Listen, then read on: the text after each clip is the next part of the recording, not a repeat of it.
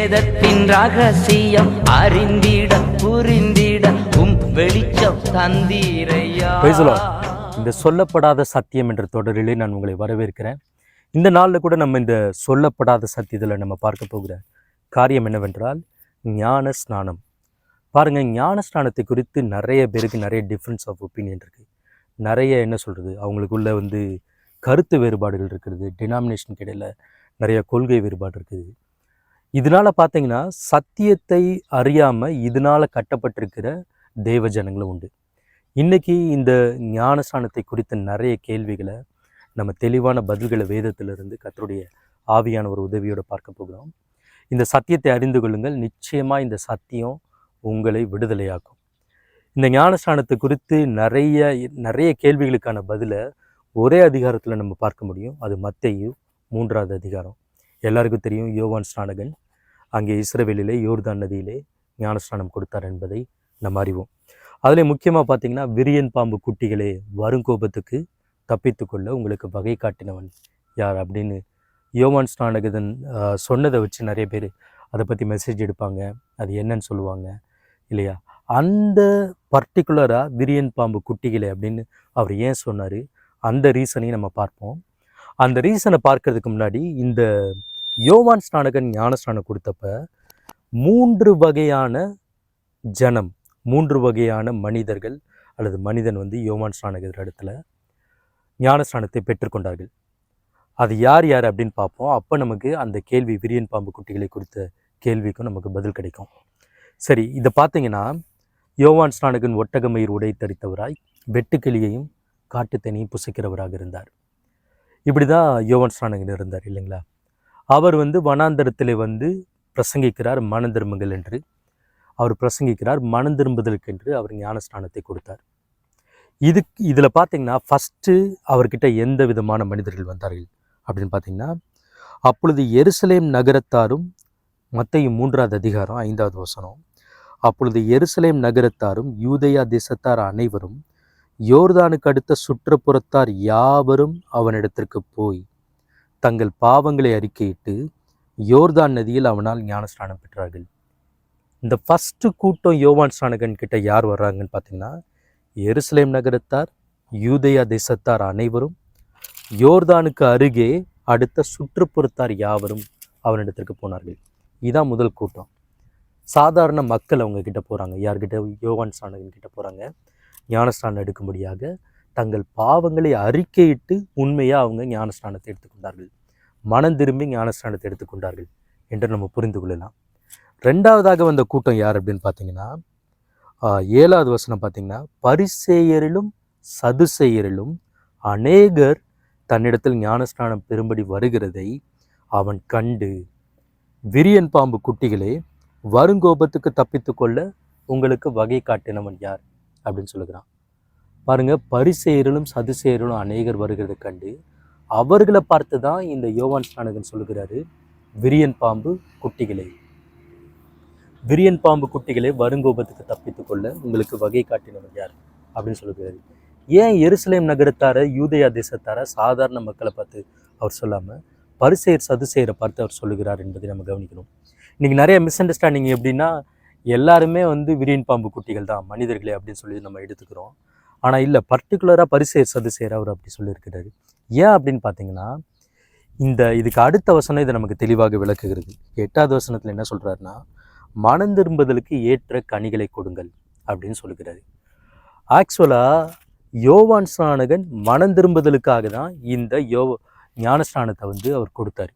ஆனால் இந்த பரிசேயர் சதுசேயர் எல்லாரும் யோவான் ஸ்நானகன் இடத்துல போகிறபடினால, எருசலேம் நகரத்தார், யூதேயா தேசத்தார், யோர்தானுக்கு அப்புறத்தில் இருக்கிறவங்க எல்லாரும் போகிறபடினால, இவங்களும் போகாட்டினா அது ஒரு பிரச்சனையாயிரும், it will become a religious question அப்படின்றதுக்கு பயந்து தான் அவர்கள் யோவான் ஸ்நானகர் இடத்துல போனாங்க. ஏனென்றால் யோவான் ஸ்நானகனை அவர்கள் பகிரங்கமாக அங்கீகரிக்கவில்லை இயேசு கேள்வி கேட்டபோது என்பதை கூட நம்ம பார்க்கிறோம். இவர்களுடைய இந்த பரிசேயர் சதுசேயருடைய ஞானஸ்நானம் எடுக்கிறதுக்கான காரணம் என்னன்னா, ரிப்பன்டன்ஸ் கிடையாது, மனம் திரும்புதல் கிடையாது. எல்லாரும் எடுக்கிறாங்க, எனக்கு ஒரு கேள்வி வந்துடக்கூடாது, நான் ஒரு மத தலைவனாக இருக்கிறேன், அதனால் நானும் போய் எடுக்கிறேன் அப்படின்னு எடுக்கிறான். அப்பதான் யோவான் ஸ்நானகன் சொல்லுகிறாரு, விரியன் பாம்பு குட்டிகளே, வருங்கோபத்துக்கு தப்பித்துக்கொள்ள உங்களுக்கு வகை காட்டினவன் யார்? மனம் திரும்புதலுக்கு ஏற்ற கனிகளை கொடுங்கள் அப்படின்னு யோவான் ஸ்நானகன் சொல்லுகிறாரு. நீ மனம் திரும்பாம வந்து ஞானஸ்நானம் எடுக்கிறதுனால எந்த பிரயோஜனமும் இல்லை. மனம் திரும்புதலுக்கு ஏற்ற கனிகளை கொடுங்கள் அப்படின்னு யோவான் ஸ்நானகன் சொல்லுகிறார். அவர்களை தான் விரியன் பாம்பு குட்டிகள் என்று அழைத்தார். இன்னைக்கு பாருங்க, ஒரு மதத்தின் காரணமாக மேரேஜ் ஆக போது, அதனால நான் ஞானஸ்நானம் எடுக்கிறேன். ஞானஸ்நான சர்டிஃபிகேட் வேணும், அதனால ஞானஸ்நானம் எடுக்கிறேன். நான் கிறிஸ்தவ குடும்பத்தில் பிறந்துட்டேன், அதனால ஞானஸ்நானம் எடுக்கிறேன். கர்த்தர் சொல்லுகிறார், விரியன் பாம்பு குட்டிகளே, மனம் திரும்புதலுக்கு ஏற்ற கனிகளை கொடுங்கள். மனம் திரும்பாம மதத்திற்காக ஞானஸ்நானம் எடுப்பது பரிசேயர் சதுசேயர் செய்தது போலதான் இருக்கிறது. மனம் திரும்பிதான் ஞானஸ்நானம் என்பது எடுக்க வேண்டும். நம்மை நாமே ஒப்பு கொடுத்து நம் பாவங்களை அறிக்கையிட்டு ஞானஸ்நானத்திற்கு ஒப்பு கொடுக்க வேண்டும். விரியன் பாம்பு குட்டிகளாக நம்ம இருக்கக்கூடாது. எல்லாரும் எடுக்கிறாங்கன்றதுக்காக நம்ம எடுக்கக்கூடாது. That's very important. கர்த்தருக்கு நம்மளை நாமே ஒப்பு கொடுக்கணும். ஞானஸ்நானம் எடுப்பது என்பது பார்த்திங்கன்னா, கிட்டத்தட்ட எப்படி அதை கம்பேர் பண்ணலாம் அப்படின்னு பார்த்திங்கன்னா, ஒரு மேரேஜ் மாதிரி. ஒரு கணவனையும் மனைவியும், ஒரு பெண்ணையும் ஒரு மாப்பிள்ளையும் தீர்மானிக்கிறாங்க. என்கேஜ்மெண்ட் ஆகுது, 2 பேரும் ஃபோனில் பேசுகிறாங்க. They share their heart. ஆனால் ஒரு பப்ளிக்கில் எல்லாருக்கு முன்பாக, நூற்றுக்கணக்கான ஜனங்களுக்கு முன்பாக கணவன் தாலி எடுத்து மனைவி கழுத்தில் கட்டுகிறான், மனைவி ரிங்கு போடுறா. எதுக்கு? எல்லாருக்கு முன்பாக இவர் என் கணவன், இவள் என் மனைவி என்று அங்கீகரிக்கிறாங்க. கிறிஸ்துவை ஏற்றுக்கொண்டவர்கள் ஞானஸ்நானம் எடுப்பது கூட அப்படிதான். பப்ளிக்கில் சபைக்கு முன்பாக, சபையாருக்கு முன்பாக, மனிதர்களுக்கு முன்பாக, சகோதர சகோதரிகளுக்கு முன்பாக இந்த ஞானஸ்நானத்தை நான் கிறிஸ்துவினுடையவன் என்பதை பப்ளிக்கில் அங்கீகரிக்கிற ரீதியில், தன்னுடைய விசுவாசத்தை ப்ரூவ் பண்ணுற ரீதியில் இந்த ஞானஸ்நானத்தை எடுக்கிறோம். மனம் திரும்பி இனி நான் உனக்கு தான், எனக்கு நீ தான், there is no one else, there is nothing else அப்படிங்கிறத ஒப்பு கொடுக்குற ஒரு காரியமாக தான் இந்த ஞானஸ்நானம் பார்க்கப்பட வேண்டும்.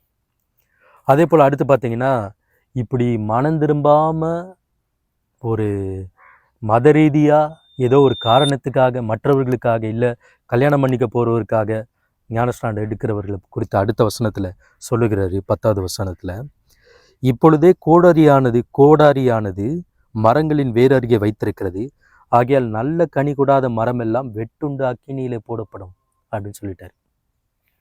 ஸோ நல்ல கனி கொடாத மரம் வெட்டுண்டு அக்கினியிலே போடப்படும். எச்சரிக்கையாக நம்ம இருக்க வேண்டுங்க. சரிங்களா? மனம் திரும்பாமல் ஞானஸ்நானம் எடுத்துகிட்டு திரும்ப அதே பாவ வாழ்க்கை வாழும்போது, நல்ல கனி கொடாத மரமாக இருக்கும்போது அது தேவனுடைய கோபத்திற்கு ஆளாகின்றது. சரி, அடுத்தபடியாக பாருங்கள், அது 11 திரும்பவும் சொல்கிறாரு பாருங்க, மனம் திரும்புதலுக்கென்று நான் ஜலத்தினால் உங்களுக்கு ஞானஸ்நானம் கொடுக்குறேன். ஸோ மனம் திரும்புதலுக்கென்று ஜலத்தினால யோவான் ஸ்நானகன் ஞானஸ்நானம் கொடுத்தாரு. இன்றைக்கும் இந்த உலகத்தில் இருக்கிற, அகில உலகத்திலையும் இருக்கிற போதகர்கள், மெய்ப்பர்கள், ஊழியக்காரர்கள் ஞானஸ்நானம் எது கொடுக்குறாங்க? உங்களுடைய மனம் திரும்புதலுக்கென்று ஞானஸ்நானத்தை கொடுக்குறாங்க. அதை நம்ம புரிந்து கொள்ள வேண்டும். அடுத்தபடியாக இன்னும் சில பேர் பார்த்திங்கன்னா, எதுக்கு ஞானஸ்நானம் எடுக்கணும்? நான் கிறிஸ்டியன், நான் கிரைஸ்டை அக்செப்ட் பண்ணிட்டேன், இது எதுக்கு கம்பல்சனா? கர்த்தருக்குள்ளே எதுவுமே கம்பல்சன் கிடையாது அப்படின்னு நீங்கள் கேட்கலாம். கர்த்தர் யாரையும் ஃபோர்ஸ் பண்ணுறது கிடையாது. God never force anyone to do anything. சரிங்களா? ஏன்னா நம்ம சுயசித்தத்தோடு படைக்கப்பட்டவர்கள், சுயசித்தத்தை நமக்கு மீட்டு கொடுத்தவர் கர்த்தர். சரிங்களா? ஆனால் மனமுகந்து கீழ்ப்படிதல், மனமுகந்து கர்த்தர் சொன்ன காரியத்தை நிறைவேற்றுவது நாம் தேவ பிள்ளைகள் என்பதற்கு அச்ச அடையாளமாக இருக்கின்றது. அதை தான் இயேசு கிறிஸ்து செய்தார். இப்போ இதில் 3வது கூட்டமாக நான் சொன்னேன் இல்லையா, 3 கூட்டங்கள் அல்லது 3 விதமான மனிதர்கள் யோவான் ஸ்நானகன் இடத்துல ஞானஸ்நானம் பெறும்படி வந்தார்கள். இந்த 3வது விதமான மனிதன் யார் அப்படின்னு பார்த்தீங்கன்னா, அவர் தான் இயேசு கிறிஸ்து. இந்த இயேசு கிறிஸ்து பாருங்க, ஞானஸ்நானம் எடுப்பதற்கான எந்த அவசியமும் அவருக்கு கிடையாது.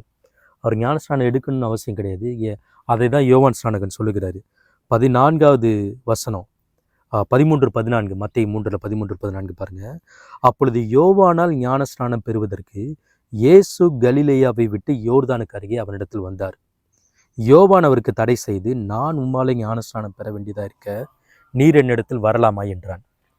பாருங்க, இந்த இடத்துல யோவான் இயேசுவை பார்த்து விட்டு சொல்லுகிறான், நீர் என்னிடத்துல வரலாமா? என்னை பார்க்கலும் நீர் உத்தமர் அல்லவா? இந்த டைம்ல இயேசு தான் தேவகுமாரன் என்று யோவானுக்கு தெரியாது. ஆனால் இயேசு மிகவும் நல்லவர், யோவானை விட நல்லவர் என்பது யோவானுக்கு தெரியும். கர்த்தருக்கு பயந்து நடக்கிறவர் என்பது யோவானுக்கு தெரியும். அதனால இயேசுவை பார்த்து யோவான் சொல்லுகிறாரு, நான் உம்மிடத்துல பெற வேண்டியதா இருக்க, நீர் என்னிடத்துல பெறலாமா என்று கேட்கிறான். அதற்கு இயேசுடைய பதிலை பாருங்க. இதுதான் மிகப்பெரிய பதில். நம்ம எல்லாருக்கும், நிறைய பேர் ஞானஸ்நானம் எதுக்கு எடுக்கணும்னு நினைக்கிறவங்களுக்கு ஒரு மிகப்பெரிய பதில். டாக்டர்னல் டிஃப்ரென்ஸ் இருக்கிறவங்களுக்கு ஒரு பதில். என்னன்னா 15வது வசனம், மத்தேயு 3:15. இயேசு அவனுக்கு பிரதியுத்தரமாக, இப்பொழுது இடங்கொடு, இப்படி எல்லா நீதியையும் நிறைவேற்றுவது நமக்கு ஏற்றதாய் இருக்கிறது என்றார். அப்பொழுது அவருக்கு இடம் கொடுத்தான். பாருங்க, இயேசு மனம் திரும்ப வேண்டிய அவசியம் இல்லை. யோவான் கொடுத்த ஞானஸ்நானம் எதற்கு கொடுத்தாரு? மனம் திரும்புதலுக்கு என்று ஞானஸ்நானம் கொடுத்தாரு. இயேசு மனம் திரும்புவதற்கு அவர் ஒரு பாவி கிடையாது. ஆனால் அவர் என்ன சொல்லுகிறாரு? இப்படி எல்லா நீதியையும் நிறைவேற்றுவது நமக்கு ஏற்றதா இருக்கிறது என்று சொன்னார். பாவமே செய்யாத பாவமற்ற தூய்மையான வாலிபனாகிய இயேசு கிறிஸ்து ஞானஸ்நானம் எடுத்திருப்பாரானால் அது ஒரு நீதி, தேவ நீதி, அதை நிறைவேற்ற வேண்டும் என்று செய்திருப்பாரானால் இன்றைக்கு கிறிஸ்துவை ஏற்றுக்கொண்ட நாம் ஒவ்வொருவரும், கிறிஸ்துவின் பிள்ளைகளாக இருக்கிற நாம் ஒவ்வொருவரும், இயேசுவை தன் சொந்த இரட்சகராக ஏற்றுக்கொண்ட ஒவ்வொரு மனிதனும் எப்படி இயேசு ஞானஸ்நானம் பெற்றுக்கொண்டாரோ அதே போல நாமும் ஞானஸ்நானத்தை பெற்றுக்கொள்வது மிகவும் அவசியமாக இருக்கின்றது. இயேசுவை போலவே மாறும்படியாக தான் நாம் ரட்சிக்கப்பட்டிருக்கிறோம். இயேசு எப்படி தேவகுமாரனாக இருக்கிறாரோ அதே போல நாமும் தேவகுமாரர்களாய் ரட்சிக்கப்பட்டு அவருடைய பிள்ளைகளாக இருக்கிறோம். எப்படி அந்த முதற் பேரான தேவகுமாரன் ஞானஸ்நானம் எடுத்தாரோ அதே போல நாமும் ஞானஸ்நானம் எடுக்கும்படி அழைக்கப்பட்டிருக்கிறோம். அதை எடுக்க வேண்டும், நிச்சயமாக, அதில் மாற்றமே கிடையாது. ஏனென்றால் கிறிஸ்து அந்த நீதியை நிறைவேற்றிருக்கிறார். மனம் திரும்புதலுக்கு அவசியமில்லாத கிறிஸ்துவே எடுத்திருக்கும் போது மனம் திரும்புதலுக்கு அவசியமாக இருக்கிற மனிதன் அதை நிச்சயமாக எடுக்க வேண்டும். ஏனென்றால் வேதம் சொல்லுகிறது, ஒருவன் ஜலத்தினாலும் ஆவியினாலும் பிறவாவிட்டால் அவன் தேவனுடைய ராஜ்யத்தை சுதந்திரிக்க மாட்டான். ஜலத்தினாலும் ஆவியினாலும். இந்த ஜலம் ஆவிங்கிறத 11வது வசனம் மிக அழகாக யோவான் ஸ்நானகன் சொல்லுகிறார் பாருங்க. மனம் திரும்புதலுக்கென்று நான் ஜலத்தினால் உங்களுக்கு ஞான ஸ்நானம் கொடுக்கிறேன். எனக்கு பின் வருகிறவரோ, அதாவது கிறிஸ்துவோ, என்னிலும் வல்லவராயிருக்கிறார். அவருடைய பாதரட்சைகளை சுமக்கிறதுக்கு நான் பாத்திரன் அல்ல. அவர் பரிசுத்த ஆவியினாலும் அக்கினியினாலும் உங்களுக்கு ஞானஸ்நானம் கொடுப்பார். இப்போ பாருங்க, இயேசுவை ஏற்றுக்கொண்டோம். 2வது ஞானஸ்நானம் என்னன்னா ஜலத்தினால் அல்ல, 2வது இருக்கிறது ஆவியினால் பெறுகிற ஞானஸ்நானம். இந்த ஆவியினால மனிதன் ஞானஸ்நானம் பண்ணப்பட வேண்டும். இந்த உலகத்துல பாஸ்டர்ஸ், மெய்ப்பர்கள், ஊழியர்கள் நமக்கு ஜலத்தினால ஞானஸ்நானம் கொடுக்குறாங்க. நம்மளை ஆற்றுலையோ தண்ணிலையோ ஸ்விம்மிங் பூல்லையோ நம்மளை முக்கிய எடுத்து இயேசுவின் நாமத்தினால, கர்த்தருடைய நாமத்தினால அல்லது பிதாகுமாரன் பரிசுத்த ஆவி என்ற நாமத்தை கூறி நமக்கு ஞானஸ்நானம் கொடுக்கிறார்கள். ஆனால் பிதாவாகிய தேவன், கர்த்தராகிய இயேசு கிறிஸ்து நம்மை பரிசுத்த ஆவியினால் அக்கினியினால் ஞானஸ்நானம் செய்கிறார். இப்படி ஆவியினால் நாம் பிறக்க வேண்டியவர்களாக இருக்கிறோம். ஆவியினால் நாம் ஞானஸ்நானம் பண்ண வேண்டியவர்களாக இருக்கிறோம். அது ரொம்ப முக்கியம்.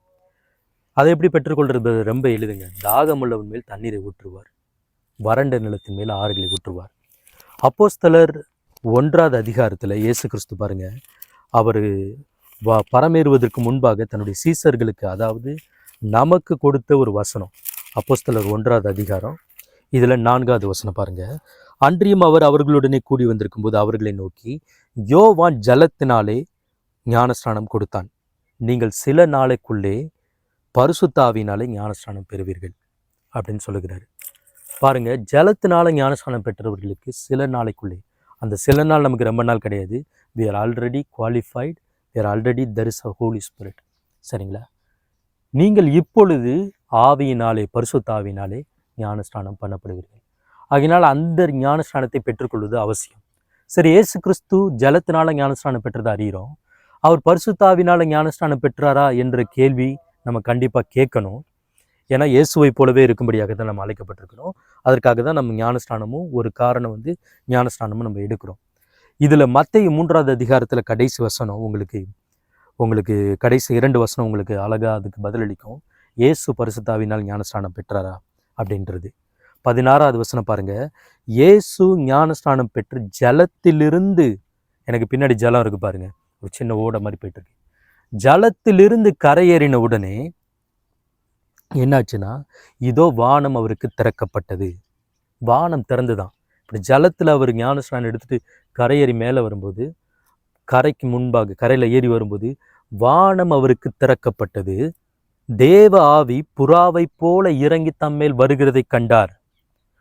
அன்றியும் வானத்திலிருந்து ஒரு சத்தம் உண்டாகி, இவர் என்னுடைய நேசகுமாரன், இவரில் பிரியமாயிருக்கிறேன் என்று உரைத்தது. இது எதை அடையாளப்படுத்துகிறதுனா, ஜலத்தினால ஞானஸ்நானம் பெற்ற இயேசுவை பரிசுத்தாவியினாலும் அவர் ஞானஸ்நானத்தை பெற்றுக்கொண்டார். ஜலத்திலிருந்து கரையேறின உடனே வானம் திறக்கப்பட்டது. பரிசுத்தாவியானவர் தேவ ஆவி புறாவை போல இறங்கி அவர் மேல் இறங்கி வருகிறதை கண்டார். அதே போல தாங்க நம்ம ஜலத்தினால ஞானஸ்நானம் பெறுகிறோம். தேவ ஆவியினால வானத்தை திறந்து கர்த்தர் உங்க மேல அந்த அபிஷேகத்தை ஊற்றுகிறார், அந்த ஆவியை ஊற்றுகிறார். இந்த பரிசுத்த ஆவியின் ஞானஸ்நானத்தை கூட நிறைய டாக்டர்னல் டிஃப்ரென்ஸ் இருக்கு, டினாமினேஷன்ஸ்ல நிறைய டிஃப்ரென்ஸ் இருக்கு. But we should be careful. நம்ம கர்த்தருடைய வார்த்தையின்படி கர்த்தரை போலவே மாற அழைக்கப்பட்டிருக்கிறோம். எப்படி அவர் ஜலத்தினால் ஞானஸ்நானம் பெற்றாரோ அதே போல நாமும் ஞானஸ்நானத்தை ஜலத்தினால தண்ணியில மூழ்கி ஞானஸ்நானத்தை எடுக்க வேண்டும். எப்படி அவர் பரிசுத்தாவியை பெற்றுக்கொண்டாரோ அதே போல பரிசுத்தாவியின் ஞானஸ்நானத்தை அப்போஸ்தலர் 1:4 நாம் பெற்றுக்கொள்ள கடமைப்பட்டிருக்கிறோம், பாத்திரர்களாக இருக்கிறோம்.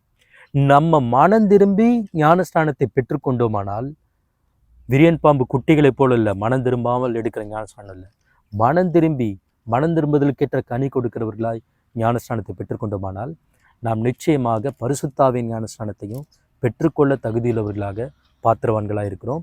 அதை தருவதற்கு தேவன் பிரியமாயிருக்கிறார். அதை தான் சொல்லுது பாருங்க. எப்போ அவர் ஜலத்தினால ஞானஸ்நானம் பெற்று எப்போ அவர் கரையேறினாரோ அப்பொழுது பரிசுத்தாவி அவர் மேல் வந்ததுக்கு அப்புறம் வார்த்தை சொல்லுது பாருங்க, அன்றியும் வானத்திலிருந்து ஒரு சத்தம் உண்டாகி, இவர் என்னுடைய நேசகுமாரன், இவரில் பிரியமாயிருக்கிறேன் என்று உரைத்தது. இந்த 2 ஞானஸ்நானத்தை நம்ம பெறும்போது என்ன ஆகுதுன்னா, தேவன் நம்மேல் பிரியமாயிருக்கிறார். இவள் என்னுடைய நேசகுமாரத்தி, இவள் மேல் பிரியமாயிருக்கிறேன், இவன் என்னுடைய நேசகுமாரன், இவன் மேல் பிரியமாயிருக்கிறேன் என்று பிதாவாகிய தேவன் அங்கே இருந்து முழங்குகிறார். என் அன்பான நண்பர்களே, I hope I clarified many questions about the baptism of the Holy Spirit, the baptism with the water. ஞானஸ்நானத்தை குறித்த அநேக கேள்விகளை, ஜலத்தினால் ஞானஸ்நானம், ஆவியினால் ஞானஸ்நானம் குறித்த அநேக கேள்விகளை நான் பதிலளித்திருக்கிறேன் என்பதை நான் நம்புகிறேன். அதனால் இந்த சத்தியத்தை அறிந்து கொள்ளுங்கள். இது உங்களை விடுதலையாக்கும். அநேகருக்கு இந்த சத்தியத்தை பகிர்ந்து கொள்ளுங்கள், அநேக சபைகளுக்கு பகிர்ந்து கொள்ளுங்கள். மறக்காமல் நம்ம சேனலை சப்ஸ்கிரைப் பண்ணுங்கள். இன்னும் அநேக ஆழமான சத்தியங்களை உங்களோடு பகிர்ந்து கொள்ள விரும்புகிறேன். ஈவன் உங்களுக்கு ஏதாகிலும் கேள்வி இருந்தால், இல்லை நான் பேசுனதில் உங்களுக்கு ஏதாவது முரண்பாடாக தெரிஞ்சதுன்னா ப்ளீஸ் கமெண்ட் இட். நான் கண்டிப்பாக உங்களோடு பேசுவேன், காரியங்களை விளக்க முடியும். கர்த்தர் நல்லவர், கர்த்தர் குரல் கேட்கும் பாக்கியம் தந்தீரையா.